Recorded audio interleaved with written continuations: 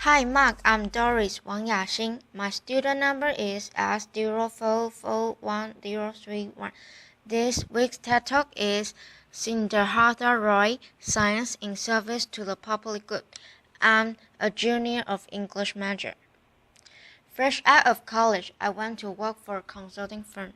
During orientation, the leaders dished out advice. Amongst them was one pithy console I will never forget. He told us be easy to manage, considering how naive I really was at the time. I took his advice to heart. I told myself, yes, I'll be the ultimate team player. I'll do everything I'm told. I'll be easy to manage. It wasn't until I arrived in graduate school and witnessed firsthand the criminal actions of scientists and engineers in a water crisis in Flint, Michigan, that I realized how dangerous and yet surprisingly common this line of thinking really is. Make no mistake, the Flint water crisis is one of the most egregious environmental injustices of our time. For over 18 months, 100,000 residents, including thousands of young children, were exposed to contaminated drinking water with high levels of lead. Lead is a proton neurotoxin which causes cognitive and developmental disabilities and is especially harmful to growing fetuses and young children. We've known about its dangers since the Roman Empire. Amongst a whole host of health issues, 12 people died of contracting Legionnaires' disease. Flint's water infrastructure, the complex network of underground pipes, has been severely damaged, and while the water quality is slowly improving and the pipes are being replaced now, more than 2 years later, the water is still not safe to drink. So, people are still in shock. They ask themselves, how could this have happened? The short answer is the crisis began when an emergency manager appointed by Michigan's governor decided to switch their water source to a local river to save money. But it continued for so long because scientists and engineers at government agencies in the state of Michigan and in the federal government did not follow federal regulations for treating the water right. What was more, they actively cheated on the roll and orchestrated cover-ups. They ridiculed residents asking for help, while publicly insisting that the brown, smelly water coming out of the tap was safe to drink. The system at the local, state, and federal levels completely failed to protect our most vulnerable, and the entire population was left to fend for itself. Now, amidst this injustice, first, residents worked really together. Amongst them were some amazing women of Flint, mothers concerned about their kids, who came together forming many grassroots coalitions, and this group started protesting and demanding change. The group also reached out to outside scientists for help, and a few responded. Amongst them was a guy named Miguel Del Toro, a water expert at the U.S. EPA, the Environmental Protection Agency, who actually wrote this scientist memo and sent it to the state of Michigan and the federal government to bring their attention to this problem. He was categorized a RAG employee and silenced. In cooperation with Flint residents, our research team here at Tech, of students and scientists led by Professor Mark Edwards, conduct citywide testing to prove that Flint's water was indeed contaminated, even toxic in some homes. We substantiated what Flint has been screaming for months and put it on the internet for the world to see. Now, when I was getting involved, when I said yes to this, I had no idea what I was getting into. But every second of this journey has been totally worth it. This was science in service to the public. This is what I came to graduate school for, and this is how I could rather spend my life. And so this this unlikely collision of citizens, pastors, journalists, and scientists came together to uncover the truth using science, advocacy, and activism. A local pediatrician figured out that the instance of childhood lead poisons had indeed doubled in Flint during the crisis, and the state of Michigan was forced to acknowledge the problem and take steps to correct it. This group and many others got Flink's kids protected. A few months later, President Obama came in and declared a federal emergency, and now Flink is getting more than $600 million in health care, nutrition, education, and overhauling the water infrastructure. However, the arrogance and the callous disregard for public health shown by scientists and engineers at this government agency is beyond belief. These unhealthy cultures that are festering in these groups, where the focus is on meeting regulations and checking boxes as opposed to protecting public health, is just appalling. Just consider the email that an EPA employee wrote. Where she goes, I'm not sure Flint is a community we want to go out on a limb for. The dehumanization of an entire population could not be more obvious. Now contrast that to the first canon of engineer, which in my opinion should be the first law of humanity, to hold paramount the health, safety, and welfare of the public above all else. This is the Hippocratic oath we rarely acknowledge, that alone embrace, and so when scientists and engineers, very much like medical doctors, screw up, people can get hurt, even die. If our professionals and even students fail to get that, science pays a huge price. Very deep in history lies a character I deeply admire, an engineer named Peter Podolsky. He lived in the time of the Soviet Union, and Podolsky repeatedly got into trouble for his radical honesty and willingness to point out major flaws in the Soviets' mindless pursuit of rapid industrialization.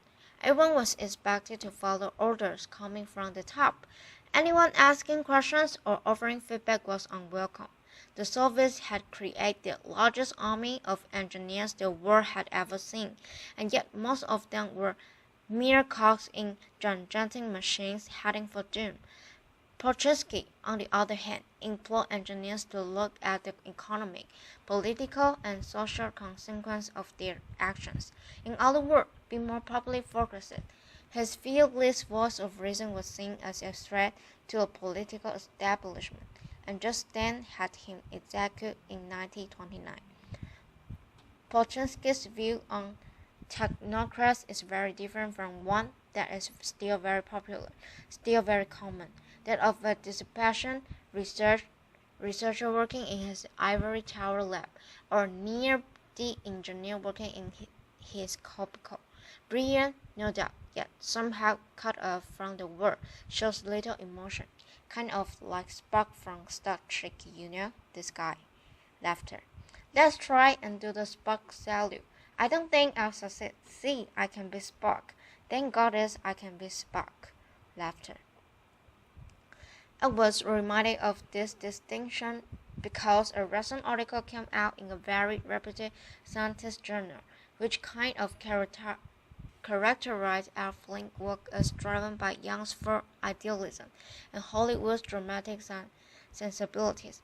It asked scientists to protect their research funding and institution at all costs, no matter how just the cost.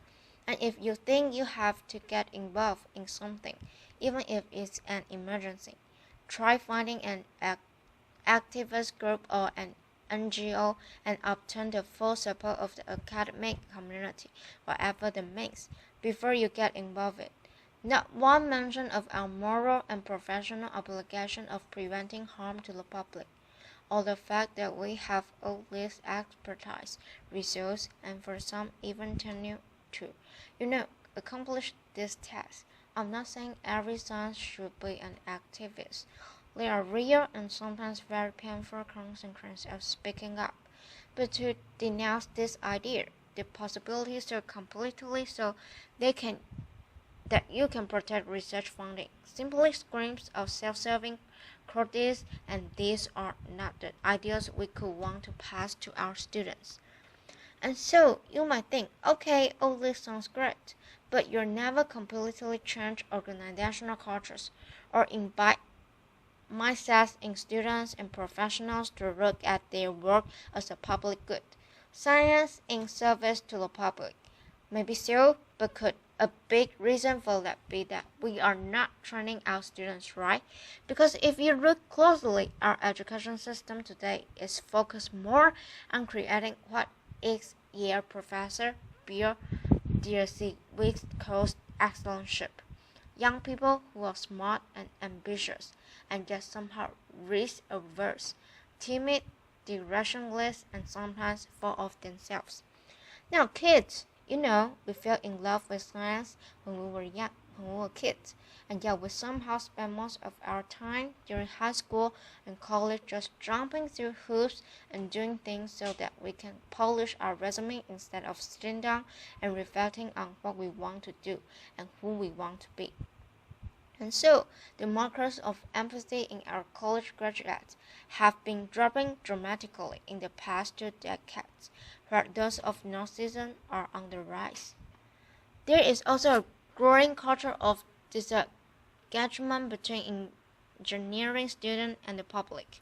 We are trained to build bridges and solve complex problems, but now how to think or live or to be a citizen of this world.